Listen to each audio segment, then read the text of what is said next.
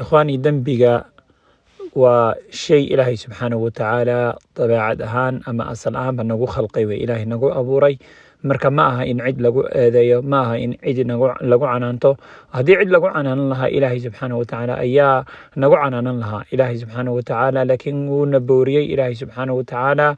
wuu noo nasteexeeyey wuxuuna nagu yiri u toobadkeena allihii dembi dhaafka badnaa una naxariisanaya addoommadiisa marka ikhwaani aan ilaahay dembi dhaaf weydiisano ilaahayna aan in ilaahay subxaanahu wa tacaala isagaa dembiga dhaafe nabi maxamed sallallahu alayhi wasallam xadiis abu hurayra uu warinayay wuxuu ku yiri sallallahu alayhi wasallam low lam تذنبوا لذهب الله بكم ولجاء بقوم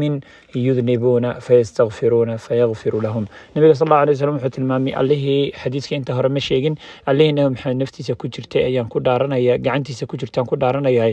hadaydan bani aadan oo dambi gali lahayn ilaahay subxaanahu wa ta'ala inta uu idin dooriyo ayuu wuxuu keensan lahaa ama uu idin bedelo ayuu Allah wuxuu keensan lahaa qolo isaga marka dambi u gasha qolo dambawda ama dambi ku dhacda ama dambi gasha isla markaana ilaahay